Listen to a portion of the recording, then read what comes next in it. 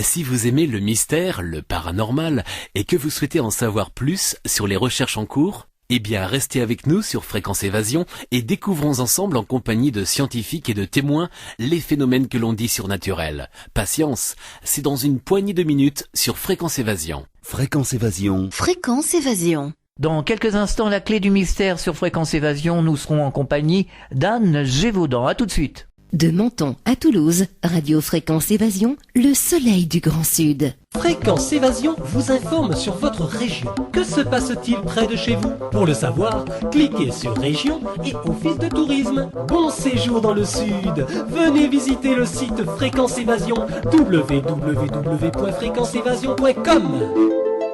Partout dans le Grand Sud, Fréquence Évasion. Anne Gévaudan, bonjour et merci d'être avec nous. Bonjour, Alain. Alors, vous avez pratiqué ce que l'on appelle le voyage astral il y a bien longtemps déjà, dans les années 70, je crois. Oui, 70-71, ça a été ma première expérience de voyage astral quand j'étais étudiante. Oui, vous voulez que je vous en parle? Ah oui, justement. D'accord. Mais donc, en fait, j'étais étudiante et puis je m'intéressais à la spiritualité, mais sans plus, dans la mesure où j'avais déjà des expériences où enfant, je voyais déjà des choses tourner autour des corps, mais sans savoir exactement de quoi il s'agissait. Et un jour, une après-midi, où j'étais allongée tranquillement sur mon lit, en train de me reposer, tout simplement, hein. C'est là où j'ai vécu la première expérience. C'est-à-dire que je suis sortie de mon corps juste quelques minutes, le temps de m'apercevoir que, en fait, mon corps physique était resté sur le lit, allongé et endormi.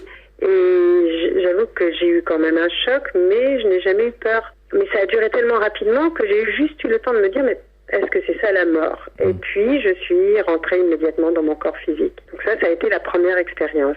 Alors quel effet ça fait justement? Est-ce que vous pouvez nous expliquer? Eh bien oui, je vous dirais que la première expérience a été tellement troublant, mais en même temps tellement rapide qu'on ne peut pas dire que, disons, ça a laissé un impact indélébile, mais l'effet n'a pas été de longue durée, quoi. Mmh. Par contre, je me suis beaucoup posé de questions. Je me suis dit, qu'est-ce que c'est? Qu'est-ce que j'ai vécu? J'avais pas pris de drogue, pas de café, pas d'alcool. Mmh. Donc, il n'y avait rien qui pouvait laisser supposer que, cette expérience-là puisse arriver. Et en plus, moi, je ne savais pas de quoi il s'agissait, donc je connaissais pas le nom. Mmh. À l'époque, dans ces années-là, on en parlait dans les sociétés secrètes, sans doute, ou les écoles ésotériques, mais on n'en parlait pas en général. C'était un mot, même le mot de voyage astral, ça n'était pas un mot qui était employé. Donc, en tant qu'étudiante, moi, je n'avais aucun appui, aucune idée de ce qui pouvait s'être passé. Et par la suite... Mais par contre, l'état, était tellement particulier, je pourrais dire presque agréable, que je n'ai eu qu'une envie, c'est de me dire, mais j'aimerais bien retrouver cet état-là. Et chercher de quoi il s'agit. Mmh. Et c'est comme ça que, à ce moment-là, quelques temps après, j'ai rencontré Daniel Meroy, qui avait fait la même expérience. On a cherché dans les bibliothèques, on a cherché de quoi il pouvait s'agir, et là, on a trouvé un livre qui, en quelques lignes, décrivait l'expérience et donnait le nom de voyage astral. D'accord. Donc c'est comme ça qu'on a pu effectivement mettre un mot dessus. Mais par la suite, donc j'ai pu reproduire quand même cette expérience. Oui. Parce que je me suis remise dans un état de relaxation. J'ai essayé de retrouver l'état de relaxation dans lequel j'étais. Oui. C'est-à-dire un état entre le sommeil, mais pas endormi du tout, mais proche du sommeil. C'est-à-dire où le corps physique, on ne le sent plus. Et à ce moment-là, j'ai effectivement pu renouveler l'expérience. Et la deuxième fois, évidemment, j'ai été un peu plus loin. J'ai pu m'apercevoir que je traversais le mur de ma chambre, le plafond, que je pouvais voir d'autres choses. Et surtout, ce qui m'a beaucoup impressionnée, c'est que de m'apercevoir que le cœur physique était dans mon corps physique, que le cerveau était dans mon corps physique, que mes yeux étaient dans mon corps physique, mais que malgré tout, je voyais, je sentais, je vivais et je pensais dans cet autre corps qui n'avait rien de physique. Est-ce que vous pensiez de la même façon que l'on pense quand on est dans son corps physique, comme en ce moment, ou alors c'était plus intense? Alors, je pensais, moi, de la même façon, mais par contre, mes sens étaient décuplés. Ça veut dire que, en fait, j'étais absolument pas comme dans un rêve. J'avais pas du tout des choses un peu floues ou mitigées. j'avais une perception qui était bien plus intense. C'est-à-dire que j'avais une vision qui était à 180 degrés, j'ai, quand je sors du corps physique, donc une ouïe qui va beaucoup plus loin, je perçois les odeurs à des distances beaucoup plus grandes, donc tout, et la vision des objets est beaucoup plus vivante. Ouais. C'est-à-dire que je perçois les particules de vie qui entourent, enfin, qui sont contenues à travers tout type de matière, même la matière la plus dense. Ouais. Et puis ensuite le minéral, le végétal ou l'animal, on peut voir à travers tout ce que je voyais, avait une vie beaucoup plus intense, ou a une vie beaucoup plus intense quand on est dans cet état-là. C'est un petit peu comme les personnes qui ont vécu une NDE. Ah, sans doute, parce qu'après, par la suite, on a pu comparer avec des personnes qui avaient vécu une NDE. Je dirais qu'effectivement, si ce n'est que oui, on arrive effectivement à ce même type d'expérience. Il faut dire que moi, pendant les premières années, je suis restée quand même proche du plan physique, c'est-à-dire que je me promenais, je m'apercevais que je pouvais voyager à la vitesse de la pensée ou de la lumière, qu'il suffisait que je pense à un endroit pour m'y retrouver instantanément.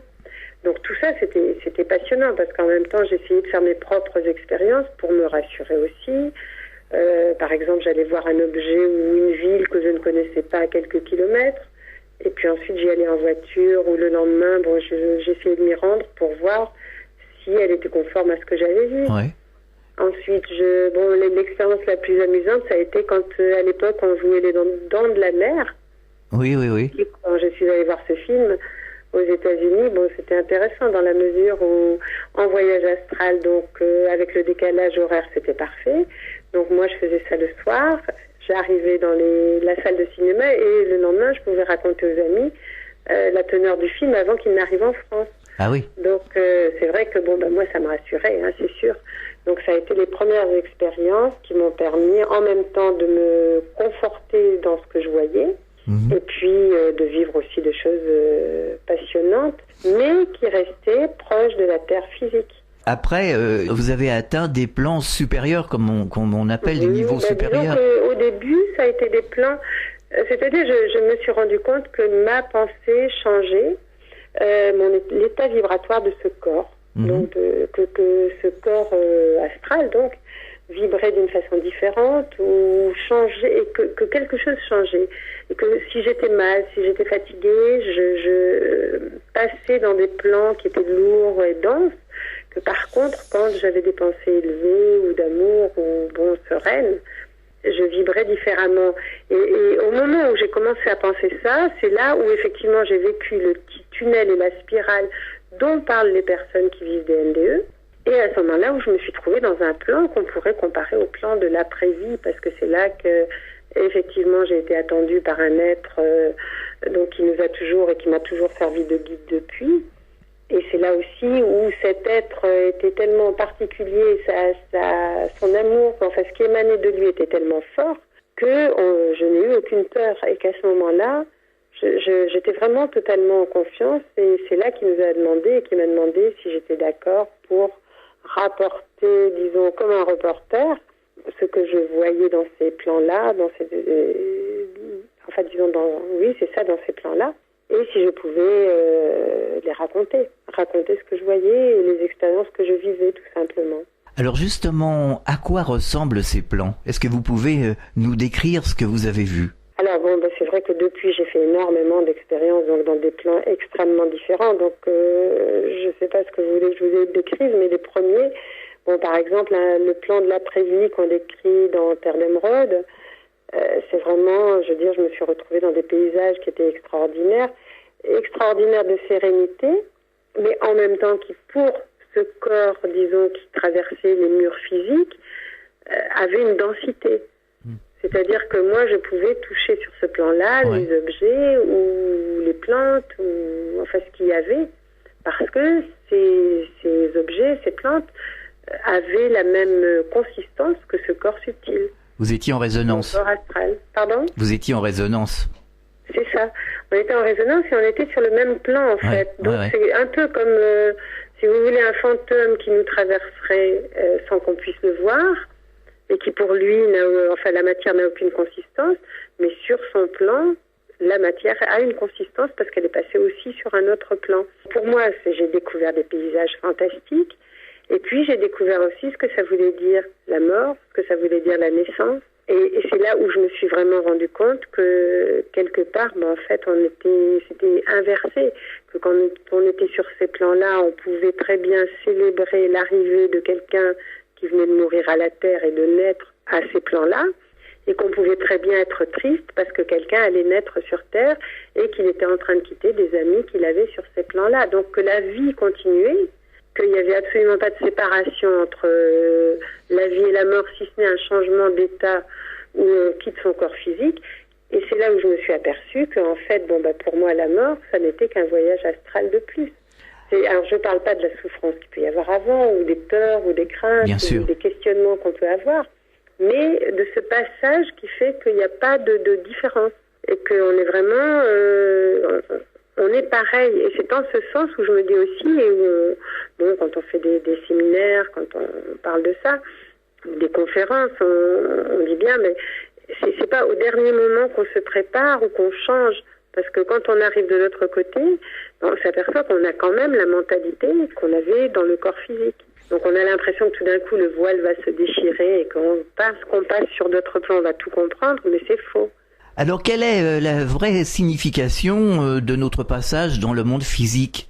Notre passage dans le monde physique, pour moi, c'est vraiment d'expérimenter la matière et d'arriver à y mettre cet esprit, disons, que tous nous avons connu quand nous étions de l'autre côté du voile, si on veut parler comme ça, mais en tout cas sur ces plans d'après-vie ou sur ces plans d'avant-vie, comme vous voulez, et d'arriver vraiment à venir... alors, moi, je dis toujours quand on vient et quand on s'incarne, puisque j'ai pu avoir la chance de suivre une personne pendant les 9 mois avant son incarnation sur Terre. Donc, j'ai pu faire aussi d'autres expériences de ce type et me rendre compte que quand une personne vient sur Terre, c'est parce qu'à la fois elle a envie de continuer, ce qu'elle avait commencé, de régler aussi certaines problématiques au niveau des émotions, des sentiments, des relations, et puis en même temps d'apporter la part qu'elle a envie d'apporter sur la Terre. Pour la planète Terre, c'est comme une aimantation vers la planète Terre. Mmh.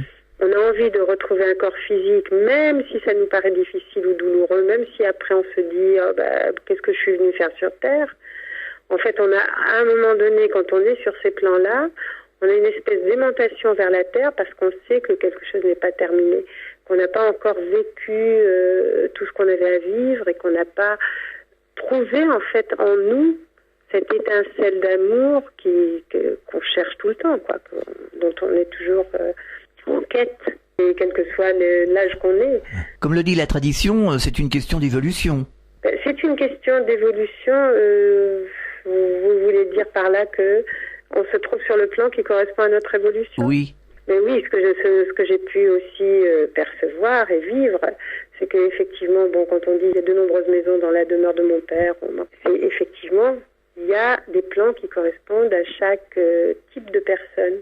Et sur les plans justement subtils que j'ai pu visiter, je me suis aussi rendu compte que ce sont des plans d'harmonie. Donc, quand on est en conflit avec quelqu'un, on ne va pas retrouver cette personne-là sur ces plans-là. Ce qui veut dire aussi qu'on ne peut pas régler les problèmes qu'on a à régler avec des personnes. Si on les a pas réglés avant de quitter la Terre, c'est pas sur ces plans-là qu'on va les régler. Parce que ce sont des plans d'harmonie où on rencontre des gens qui sont en harmonie avec nous. Donc, pas des gens qui sont en conflit avec nous. Donc, ce qui veut dire aussi que quand on a besoin après de terminer une vieille histoire, on revient dans le corps physique, parce que la matière, ou disons la Terre, c'est véritablement l'école qui va nous permettre de nous confronter à des situations que l'on ne trouvera pas sur ces plans d'harmonie, sur ces plans de beauté, mais en même temps des situations dont on a besoin pour grandir. Donc en fait, la Terre, c'est une école. Ah, tout à fait. Pour moi, c'est vraiment une école. Et une école dont on ne peut pas s'échapper. Enfin, je veux dire, c'est pas qu'on ne puisse pas s'échapper, on n'est pas prisonnier, mais à un moment donné, on n'échappe pas à notre histoire, quoi. Donc, on peut essayer de se suicider, mais on s'aperçoit que ça mène à rien. Là, quand j'ai écrit le livre Rupture de contrat, j'ai eu des témoignages de personnes qui avaient mis fin à leur jour, mais en fait, elles s'aperçoivent que c'est pas parce qu'elles ont enlevé le corps physique ou qu'elles l'ont supprimé que les choses ont changé. Et donc cette terre, elle est extrêmement riche dans tout ce qu'elle peut nous permettre de vivre. Il y a beaucoup de personnes qui voudraient en fait faire le voyage astral. Ah oui, c'est vrai. Personne ne veut mourir, donc en fait c'est un peu drôle parce que je me dis, il n'y a pas une grosse différence, mais en même temps, il y a beaucoup de personnes qui voudraient échapper à la terre. Et en se disant, par les drogues, on va voir d'autres choses, ou par le voyage astral. Mais on n'échappe pas, je veux dire. À un moment donné, si on est mal sur Terre, c'est pareil, on n'arrivera pas sur des plans très élevés, parce que si on n'a pas de bonnes racines, on sera vite déraciné. D'accord. Donc en fait, tant qu'on n'aime pas, ou tant qu'on n'accepte pas complètement notre incarnation sur Terre, il est évident qu'on ne va pas non plus pouvoir aller sur des sphères très élevées, parce que ça serait beaucoup trop risqué. On serait beaucoup trop fragile si ça se passait de cette façon-là. On marque une pause, c'est la clé du mystère, on revient dans quelques instants. Vous écoutez Fréquence Évasion, Midi-Pyrénées, Languedoc-Roussillon, Provence, Côte d'Azur. Chaque jour sur Fréquence Évasion Grand Sud, info, loisirs, culture, environnement et détente. Fréquence Évasion, www.fréquenceévasion.com. Radio Fréquence Évasion, le son de la Côte d'Azur. Nous sommes de retour sur Fréquence Évasion, toujours en compagnie d'Anne Gévaudan, c'est la clé du mystère. Alors, quand on arrive sur Terre, lors de la réincarnation, pourquoi se souvient-on pas de notre avant-vie ? Oui, c'est une question que beaucoup de personnes se posent, mais pourquoi est-ce qu'on ne se souvient pas ? Il est évident que, si vous voulez, on n'a pas la maturité qui permettrait de se souvenir. Tout simplement parce que si, par exemple, dans votre cas, dans mon cas ou dans n'importe quel cas, on arrive dans une famille avec de nouvelles cartes en se disant on va venir régler des histoires, on va venir terminer quelque chose qu'on a peut-être mal terminé, et en admettant que, par exemple, notre mère a été une de nos sœurs ou que notre père a été un de nos tortionnaires, je veux dire, le fait de le savoir, ça n'arrangerait absolument pas les affaires. Ça ne permettrait pas, moi j'ai déjà vu des cas par exemple de personnes qui s'incarnaient dans une famille où le père avait été la personne qui les avait tués dans une vie précédente et qui avait regretté de l'avoir fait. Un soldat qui avait tué une femme, mais qui ensuite avait eu beaucoup de regrets et qui s'était promis de réparer ça dans la vie suivante. Ceci dit, si la personne qui s'incarne le sait, je veux dire, elle doit peut-être aller directement au but, mais ça n'est pas tellement l'objectif qui est important, c'est la façon dont on va y arriver. Et si on sait que la personne avec laquelle on vit a été un tel, au lieu de se donner de nouvelles cartes avec un nouveau jeu, on va perpétuellement continuer les mêmes histoires. Et c'est pas l'objectif. Ça permettrait de ne pas pardonner, ou d'avoir encore de la rancœur.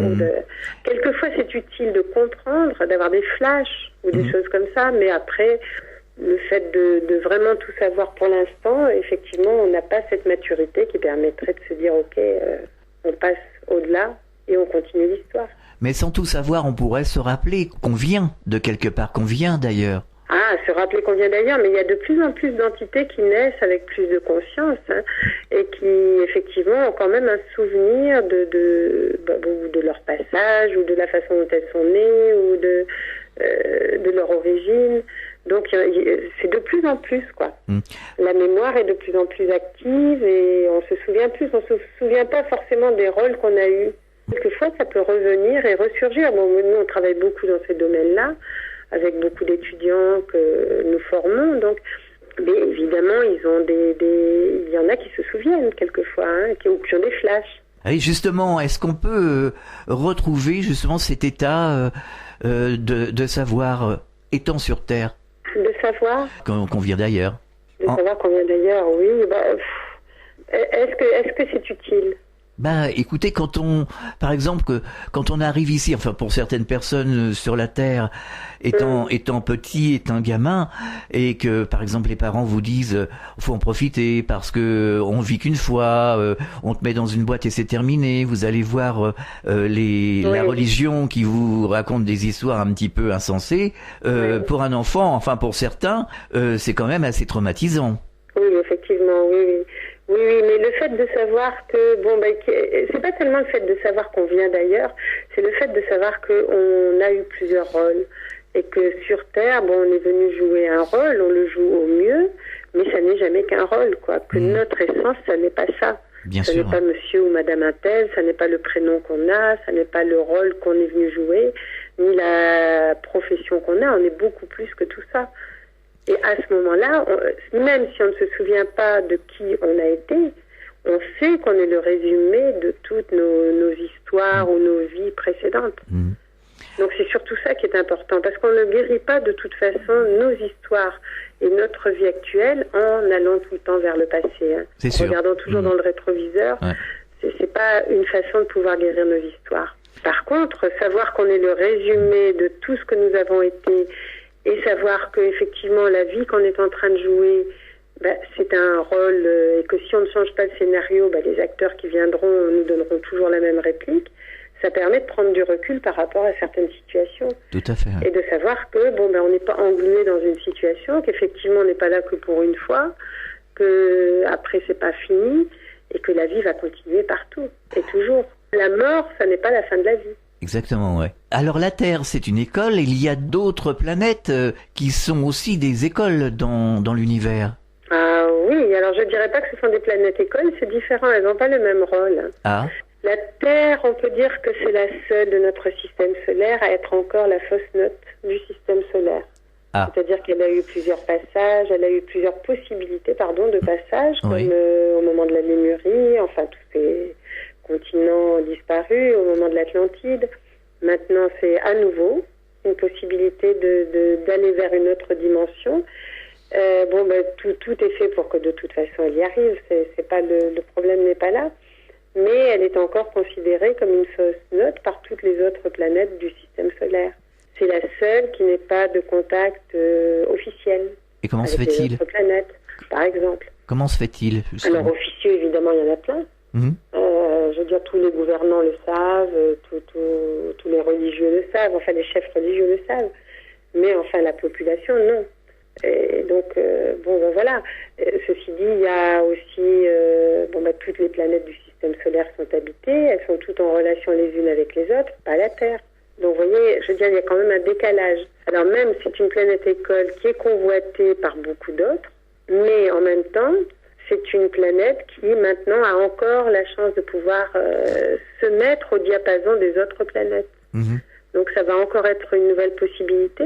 Ceci dit, des autres planètes, il y a des êtres qui en fait regardent la Terre et la convoitent comme nous, on convoite, on a convoité, on convoite encore certains pays. Oui. On le voit bien encore actuellement avec toutes les guerres qu'il peut y avoir. Bien sûr. Que ce soit pour le pétrole ou pour d'autres choses, ou pour les métaux précieux. Et puis il y a d'autres qui regardent la Terre pour pouvoir évidemment l'aider à regagner sa place. Et puis d'autres qui trouvent que c'est un endroit qui effectivement donne beaucoup de diversité et de possibilités que n'ont pas d'autres planètes. Alors comment se fait-il que la Terre peine à regagner sa place? Parce que ses habitants ont justement cette particularité d'avoir été... la Terre a été peuplée de diverses manières, ce qui fait que il y a une unité difficile sur Terre. Dans la mesure où les races sont très différentes, où les mentalités sont très différentes, ce qui n'existe pas sur les autres planètes. Donc il y a déjà cet obstacle en moins. Par contre, si la Terre réussit à créer l'unité, ça sera une planète qui va faire donner un exemple dans l'univers, parce qu'elle aura créé l'unité au niveau, malgré sa diversité. Et c'est justement là où elle sera vraiment un exemple pour tout l'univers. Donc c'est à la fois un handicap et en même temps une capacité. Et aussi parce qu'elle est composée par beaucoup d'êtres qui, d'autres planètes, à une époque extrêmement lointaine, bien entendu, et qui depuis se sont mélangés à d'autres êtres. Mais par orgueil, on fait exploser ou détruit leur propre planète aussi. Elle est composée de beaucoup de personnalités différentes. Justement, vous avez eu la chance, en état de dédoublement, vous avez eu la possibilité de visiter d'autres planètes. Oui, bien sûr. J'ai écrit d'ailleurs le livre Alliance et Walking justement à ce sujet. Donc, c'est 2 livres sur le sujet, notamment Alliance, c'est sur la planète Vénus, qui, elle, est une planète, on pourrait dire, qui a pris la Terre sous son protectorat, donc qui l'aide dans toutes les façons possibles, notamment sur le plan spirituel et sur le plan de l'avance, disons, de cette planète. Mais oui, c'est effectivement à partir de mes capacités de sortir du corps, de voyage astral, de connexion avec d'autres plans, que j'ai pu rentrer en contact avec les êtres de cette planète et que j'ai pu retrouver effectivement des êtres de la planète Vénus, des êtres que donc je connaissais, et puis aussi d'autres planètes aussi, mais dont je n'ai pas parlé dans des livres. D'accord. Alors vous dites que toutes les planètes sont habitées. Toutes les planètes sont habitées et toutes les planètes ont un centre aussi, une terre creuse, comme la nôtre. Alors comment se fait-il justement que nos astronautes qui vont sur la Lune, qui essayent d'aller sur Mars, etc., nous disent qu'il n'y a personne? Alors tous les astronautes ne disent pas ça, parce que justement j'en ai rencontré, je crois que c'était Aldrin d'ailleurs, mais qui disait qui a fait plusieurs conférences sur le fait que la Lune n'était pas ce qu'on croyait. C'est un astre qui est artificiellement tourné d'une certaine façon pour qu'on ne voit pas les bases qui sont derrière. Par contre, les astronautes, eux, les ont vus. Et s'il n'y a plus d'exploration sur la Lune, c'est bien parce qu'à un moment donné, ils ont eu l'interdiction par les êtres d'autres planètes de pouvoir le faire. Et en même temps, je veux dire, c'est une base, la Lune est une base de rencontre entre des vaisseaux de différentes planètes. Donc il y a ça. Maintenant, que les astronautes ou que nos instruments ne puissent pas voir, c'est une évidence, parce que je veux dire, avec par exemple nos appareils photo, c'est pas comme ça qu'on va pouvoir prendre les ondes électriques ou qu'on va prendre les fantômes ou les entités qui peuvent se promener, bien que maintenant on commence à les percevoir. Ouais. Mais c'est sûr qu'on a des instruments qui sont complètement inadaptés à l'état vibratoire de la planète sur laquelle ils vont aller. Et nous, quand notre planète sera passée à la 4e, 5e dimension, il est évident que les gens qui vont arriver de la 3e dimension ne verront rien. Ils auront l'impression d'être sur un corps mort, c'est-à-dire de voir une planète où il n'y a rien, alors que tout sera passé à un autre niveau. Ouais. C'est une question de niveau vibratoire et d'instruments qui sont complètement inadaptés. Alors donc il y a des êtres sur la Lune, il y aurait des êtres aussi sur Vénus par exemple? Partout. Partout. Alors, est-ce qu'ils sont de la même composition que nous, physiquement? Je veux dire que nous, ils sont différents physiquement, mais ils sont humains, humanoïdes en tout cas. Ils sont plus éthérés? Mais ensuite, il peut y avoir des formes extrêmement diverses. Je ne sais pas si vous avez vu dans La Guerre des Étoiles, on entre dans un bar où il y a des êtres de différentes planètes ou de différentes formes. On pourrait rencontrer ça, je veux dire. Il n'y a pas une forme. Mais, par exemple, les planètes du système solaire ont plus la forme humanoïde, évidemment, oui. D'accord. Et pour les autres systèmes solaires, non. Les formes sont extrêmement différentes et adaptées aux besoins à ce qui se passe. Alors, Nicole Dron, qui a vécu une NDE, avec qui nous faisons... Et que j'avais rencontré il y a longtemps, parce que je crois qu'on avait fait une table ronde ensemble. Ah oui. C'est une amie et nous faisons régulièrement des émissions ensemble. Oui. Nicole m'a dit souvent, on me disait, quand j'étais en état de dédoublement lors de ma NDE, on me disait que la vie grouillait partout dans l'univers, dans toutes les galaxies, partout. Ben oui, elle a parfaitement raison, c'est sûr. C'est une évidence. Je veux dire, il y a la vie partout et on a voulu nous isoler où il y a des êtres qui ont tout intérêt à ce que l'humain se pense tout seul pour pouvoir avoir cette impression d'impuissance et de soumission et de ne pas pouvoir sortir de l'ornière, quoi. Et encore plus maintenant qu'à d'autres époques. Oui, parce qu'aujourd'hui, les médias et les gouvernements essayent de noyer le poisson.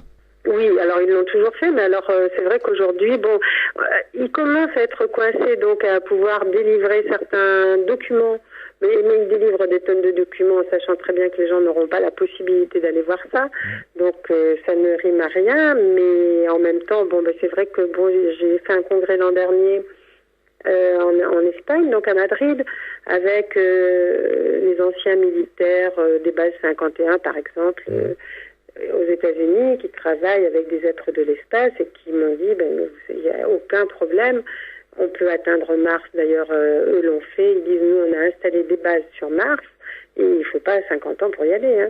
Ah oui. Donc évidemment, c'est la population qui est tenue, qui est un peu comme en esclavage, quoi, qui n'est pas tenue au courant, c'est tout. Oui, parce que j'ai vu. Les expériences sont depuis longtemps faites. Ouais. Et il nous disait que il y en a un qui disait qu'il avait participé à ce type d'expérience et qu'il y était allé plusieurs fois. Oui, parce que personnellement. Il y a des bases qui sont faites et évidemment elles vont être faites pour des personnes qui sont considérées sans doute comme nos pontes ou nos gouvernants pour pouvoir les mettre à l'abri. Mais enfin bon, voilà quoi. Ouais.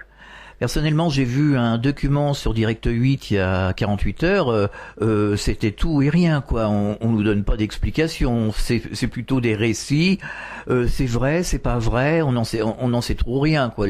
La population ressort de ces émissions sans avoir compris quoi que ce soit. C'est ça le problème, c'est qu'on addétie les personnes et ensuite, forcément, plus l'ignorance permet de pouvoir diriger et contrôler. Donc plus les personnes seront ignorantes, et même si on essaie de leur lâcher un peu quelques petits morceaux pour pouvoir satisfaire la curiosité, ça n'apprend rien. Donc c'est évident qu'à ce moment-là, on va mettre comme un couvercle pour se dire, au moins la population aura un semblant d'information, mais jamais de véritable information. Alors 2012 serait l'année du changement pour la Terre et pour les êtres qui la peuplent. Est-ce que vous pouvez nous expliquer ce qui va se passer?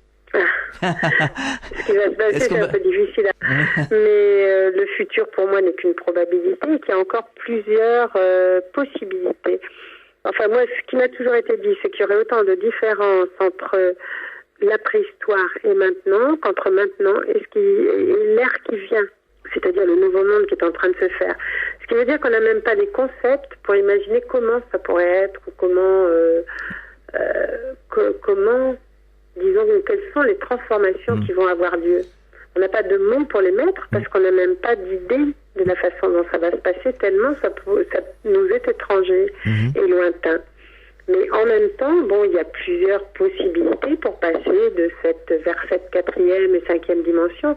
Et pour moi, ça sera un peu comme quand je sors de mon corps physique, quand je suis en voyage astral. C'est-à-dire, cette dimension, c'est l'espace et le temps. Ouais. Il n'y a pas d'espace, il n'y a pas de temps. Et à ce moment-là, on s'aperçoit que les dimensions dans lesquelles on est cloisonné sur Terre, ce sont des dimensions complètement artificielles qui vont exploser à un moment donné pour qu'on puisse rentrer dans une autre dimension avec des sens beaucoup plus subtils et être en communication avec d'autres plans d'existence d'une façon beaucoup plus facile. Mais c'est déjà en train de se faire parce que nous, on s'aperçoit qu'il y a de plus en plus de gens qui entendent. Je ne parle pas de la qualité de ce qu'ils entendent, mais en tout cas qui entendent, qui voient ou qui ont des perceptions subtiles qu'ils n'avaient pas avant. Et avant, c'était... réservé à certains initiés. Maintenant, il y a beaucoup plus de personnes qui sont, et qui ont ces capacités-là, ou des capacités de guérison, ou des capacités, quand on voit des enfants psy qui arrivent, ou les enfants qu'on appelle cristal, ou qu'on appelle comme on veut, ça n'a pas d'importance, mais qui ont des capacités, effectivement, ou des raisonnements, ou des façons de voir les choses qui sont complètement différentes. Donc déjà, ça montre cette entrée dans un monde différent, dans un autre monde. Et en même temps, on commence à capter aussi, même à travers les appareils photos, des orbes ou des dessins, ou des formes ou des êtres qu'on ne captait pas avant non plus. Donc les mondes commencent à être beaucoup plus proches. C'est-à-dire la planète commence à s'éthériser. Alors maintenant, est-ce que ça va se faire? Vous savez, ça peut se faire en quelques minutes. Puisqu'on a bien retrouvé à une époque des mammouths avec de l'herbe dans l'estomac, mais congelée. Donc ce qui veut dire qu'ils sont passés en quelques minutes d'une prairie verte avec des fleurs à une congélation rapide. C'est vrai, oui. Donc ça pourrait être extrêmement rapide ce changement. Ça peut aussi, on peut très bien aussi passer sans s'en apercevoir, en voyant quand même qu'on a des capacités de plus en plus... disons, sensible, de plus en plus de capacités, surtout, en contact avec les plans subtils. Ça peut aussi prendre, alors vous savez, on parle aussi des 3 jours de nuit, mais ça pourrait aussi. C'est encore ces possibilités-là, je veux dire, qui font que, on pourrait avoir 3 jours pendant lesquels il se passe que, disons, ce changement. Ça pourrait être 3 heures aussi, Mais enfin, je veux dire, c'est pour vous dire que, il y a encore 2 ou 3 possibilités différentes de la façon dont on peut passer d'une ère à une autre. On marque une pause, c'est la clé du mystère, on revient dans quelques instants. Prenez de l'altitude avec Fréquence Évasion. La météo en France dans notre grand sud. Quel temps fait-il en Midi-Pyrénées, Languedoc-Roussillon et Provence-Alpes-Côte d'Azur? Pour le savoir, cliquez sur Météo. Chaque jour, Fréquence Évasion vous offre la météo grâce à Météo France. Fréquence Évasion, c'est la chaleur provençale, une vraie bouffée d'oxygène. Fréquence Évasion, le soleil du Grand Sud. Nous sommes de retour sur Fréquence Évasion, toujours en compagnie d'Anne Gévaudan, c'est la clé du mystère. Alors Jacqueline Bousquet, qui vient souvent à cette antenne, nous dit que les choses vont s'accélérer. Ah, elles s'accélèrent déjà. Ouais. Elles s'accélèrent déjà. Je veux dire, au niveau du temps, on s'aperçoit que les choses vont beaucoup plus vite. Même les compréhensions qu'on avait avant, c'est pas simplement grâce à la technologie, mais les compréhensions qu'on avait de certains phénomènes avant et qui pouvaient prendre 10 ans, prennent maintenant quelques jours. Tout à fait. Donc effectivement, tout s'accélère. Alors maintenant, vous dire que c'est la fin du monde, moi je trouverais ça ridicule, mais la fin d'un monde, c'est une évidence. La fin d'un système en fait. À la fin d'un système et la fin d'un monde, parce que des personnes qui sont attachées à certaines structures, à une certaine façon de voir, de penser, d'agir et de vivre, pour elles, c'est la fin du monde. Oui, tout à fait. À partir du moment où tout ça s'écroule, je veux dire, il n'y a plus rien. Non, donc il y a quand même la fin du monde pour certains, mais en fait, ça n'est jamais que la fin d'un monde, quoi, en fait, et d'un monde qui commence à avoir nettement moins d'intérêt que ce qu'il avait peut-être à certaines époques, j'en sais rien, mais... Un monde hyper matérialiste. Bah, oui, de toute façon, quoi, où on n'a pas de raison de continuer de cette façon-là, parce que là, on va vraiment vers quelque chose sinon, vers un obstacle majeur, quoi, ou vers une destruction, ce que je ne crois pas, mais si on continuait de la sorte, oui. Par exemple, justement, j'ai une de nos secrétaires, on s'occupe pour faire changer l'information, on a ouvert un pôle dans notre site, disons, de bonnes nouvelles, de nouvelles du mois, et puis d'un petit peu TV Soir, quoi. Et on était en train de regarder que l'eau, par exemple, officiellement, sur France Inter, il disait que l'eau, diminuait, les réserves d'eau diminuaient de plus en plus. Et que si on continuait comme ça, en 2050, on en arrivait à la moitié des réserves d'eau sur la planète Terre. Si on continue comme ça, mais il est évident que même physiquement, on va continuer, on va aller beaucoup plus vite. Ce qui veut dire que les réserves d'eau vont disparaître beaucoup plus vite. Oui, bien sûr. Mais ceci dit, il y a des solutions. Il y a des solutions, ne serait-ce qu'en énergie libre, il y a des solutions. Alors pourquoi est-ce que, par exemple, tous les chercheurs en énergie libre ont des bâtons dans les roues? Pourquoi même on les menace de mort? Je veux dire, pourquoi est-ce qu'on ne met pas en pratique ce qui est connu ou ce qui est découvert? Pourquoi est-ce qu'on rachète leurs brevets pour pouvoir les faire disparaître? Donc des solutions, il y en a. Hein. Oui, tout à fait. Oui. Alors, un mot sur les animaux et sur les décédés. Est-ce que vous avez rencontré de l'autre côté en dédoublement des décédés et est-ce que vous avez eu des informations sur le monde animal? Sur le monde animal, j'ai écrit le livre Le peuple animal. Je sais, oui. Donc, de toute façon, des informations, bien sûr. Je sais qu'il y a des êtres, comme les dauphins ou comme, peut-être les baleines aussi, qui font partie d'autres mondes qui ont envie de regagner leur planète d'origine. Par contre, les animaux, ce sont des êtres qui ont toujours voulu être des collaborateurs et qu'on a largement exploités pendant des siècles. Comme les êtres de la nature, d'ailleurs. Qui ont toujours voulu être des collaborateurs aussi, mais avec lesquels on a pu collaborer depuis l'incursion de l'Église catholique qui a décrété que tout commerce avec l'invisible était diabolique. Oui. Donc de toute façon, à partir de ce moment-là, personne n'avait envie de prendre de risques et puis de continuer. Mais pour vous dire que, tous les règnes, quels qu'ils soient, même le règne minéral, végétal, sont là, prêts à collaborer avec nous, à condition qu'on ne soit pas justement là pour les exploiter tout le temps. Tant qu'on les exploite, ils ne doivent pas collaborer. Mais je veux dire, les animaux sont des guérisseurs extraordinaires. Les êtres de la nature sont des guérisseurs pour les animaux et pour les plantes. Et je veux dire, il y a une collaboration extraordinaire qui se passe sur d'autres planètes, qui pourrait se passer chez nous et qu'on est en train à peine de redécouvrir. Par exemple, j'ai écrit le dernier livre sur les êtres de la nature. On va parler d'écologie, mais on va oublier que derrière, il y a quand même des êtres qui s'occupent de la nature. Et que sans eux, il n'y aurait pas ni les couleurs, ni les parfums, ni les odeurs, ni tout. Tout à fait, oui. Et c'est pareil pour les animaux. Je veux dire, quand un animal, je veux dire, il a un instinct, il a des capacités. Moi, j'avais un chat qui, dès qu'il y avait quelqu'un qui était pas bien, il allait dans le jardin, il ramène une odeur de plante, que ce soit du thym, du romarin ou autre chose, et il se pose sur la personne à l'endroit où elle est malade. Donc, je veux dire, les animaux, ce sont des messagers, ce sont des guérisseurs, ça dépend de leur fonction, mais je veux dire, ils sont tous utiles dans le sens du beau, quoi. Oui. Et ils sont peut-être beaucoup plus sensibles et plus subtils que certains humains. Ah, certainement, et en tout cas beaucoup plus désintéressés et beaucoup plus fidèles. C'est certain. Donc c'est précieux, quoi. Donc on les retrouve de l'autre côté. Ah, tout à fait. Il y a des plans intermédiaires. On est chacun dans nos évolutions, quoi. On va pas, par exemple, passer de l'humain à l'animal, non, bien entendu, comme ça pour si on n'est pas en fin de cycle. Mais ceci dit, bien sûr. Tout ce qu'on a aimé, on le retrouve, que ce soit les gens, que ce soit les animaux. Il n'y a jamais de séparation. Hein. Et c'est l'amour qui est le seul lien, d'ailleurs. Exactement. Qui permet qu'on puisse se retrouver. Ouais. Et vous avez parlé avec j'aime pas ce mot de décédés, mais enfin des désincarnés plus exactement.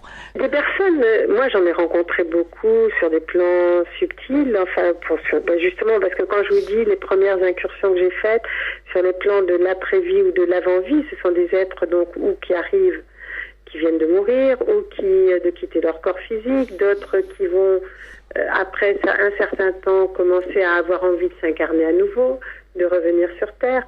Donc j'en ai rencontré, et j'ai un de mes derniers livres qui s'appelle Rupture de contrat. Là, ce sont des suicidés qui me racontent pourquoi ils en sont arrivés là, et ensuite ce qui s'est passé pour eux.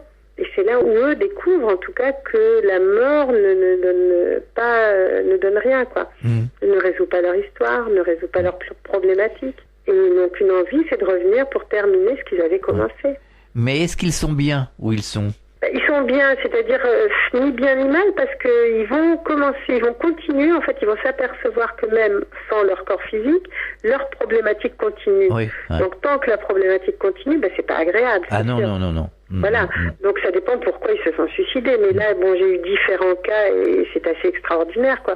Mais il y en a qui sont tous touchants et émouvants, dans la mesure où justement ils s'aperçoivent que ma foi ils auraient pu éviter ça, et puis que ils vont revenir, ils vont faire ce qu'ils avaient envie de finir, ou ce pourquoi ils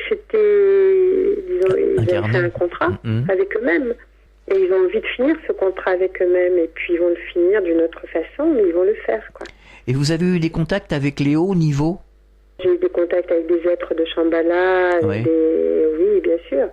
Comment ça se passe justement dans ces hauts niveaux ? Là, c'est plus des enseignements, c'est plus alors, ça dépend. Il y a des êtres qui sont d'un niveau tel qu'on n'arrive même pas à avoir de contact, de voir leur forme. On peut dire qu'on arrive à des mondes informels, où même notre mental est incapable de pouvoir concevoir une forme. À ce moment-là, on reçoit des ondes, on reçoit comme des enseignements, parce que ça se fait toujours par télépathie sur ces plans-là, mais on les reçoit, disons, directement au niveau, je pourrais même dire au niveau cellulaire, quoi, mais à un niveau cellulaire subtil. Ouais. Et à ce moment-là, il y a des contacts, mais je dirais que c'est plus au niveau d'un enseignement à ce moment-là qui touche à l'âme, qui touche à l'esprit, et qui touche à tout ce qu'il y a de plus haut en nous. Anne Gévaudan, est-ce que vous avez des projets ? Des projets d'écriture, des conférences, je ne sais pas. Alors là, j'en ai toujours. Enfin, je veux dire, c'est pas moi qui ai les projets, mais enfin, il y a toujours beaucoup de demandes, en tout cas, pour les conférences, les stages, etc. Là, quand on est en tournée, je veux dire, on est rarement chez nous, donc oui. Et on tournait sur plusieurs pays parce que les livres sont traduits dans beaucoup de langues, donc on navigue beaucoup. On voyage beaucoup, on se dit que ma foi, c'est une période aussi pour que les gens commencent à prendre conscience de leur pensée, de leur forme pensée, du pouvoir qu'ils ont.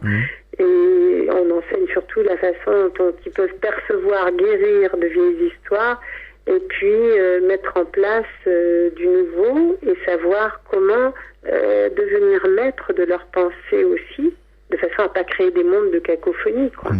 Donc, ça me paraît très important pour l'instant, donc c'est vraiment quelque chose qu'on fait. On a un projet de film aussi, mais bon, c'est pas nous, ce sont des cinéastes qui l'ont et des producteurs. Ouais. Il y a sur Il voulait un garçon. Est-ce que l'on peut vous retrouver en France et plus particulièrement dans le sud de la France? Quand on fait nos stages en France, on les fait dans la région où on habite, dans le sud-ouest. Oui, vous êtes du sud-ouest. Enfin, on habite dans le sud-ouest quand on y est, oui. D'accord. Vous êtes Donc, quand on donne des séminaires en France, les 3/4 du temps, on les donne dans cette région-là, oui. D'accord, dans la région de Toulouse. Être un peu chez nous de temps en temps. Oui. Bon, voilà, sinon, après, c'est dans tous les pays. Enfin, je veux dire, non, dans tous les pays, non, mais bon, on vient de terminer en Espagne, là, on va en Belgique dans 2 jours. On revient d'Allemagne, on va au Québec, ensuite on a l'Italie. Au mois de novembre, donc je veux dire, on peut nous retrouver dans beaucoup de pays aussi. D'accord. C'est pour les auditeurs du sud de la France que je vous pose cette question. Voilà. Enfin, donc... Par contre, pour nous voir personnellement, non. Pour nous voir dans des stages, oui. Ou dans des séminaires, oui. Ou en conférence, mais enfin en conférence, là, voilà, là, il me reste des congrès, mais c'est sur l'Italie, donc... D'accord. Voilà. On peut vous retrouver sur Internet de toute façon? Par contre, oui, sur Internet, oui. Et puis là, on essaie justement de pouvoir dire autre chose dans l'information que ce qui se dit habituellement, parce que bon, ce qui se dit, c'est vraiment toujours la même chose, quoi. Hein. Oui, bien sûr. Donc, on essaie de pouvoir, comme projet, oui, on aurait comme projet de pouvoir créer un pôle information qui change l'information et qui puisse raconter des choses qu'on raconte pas habituellement, quoi. Et là, vous avez un site. Est-ce que vous pouvez nous donner l'adresse du site? L'adresse, oui, c'est www.sois.fr.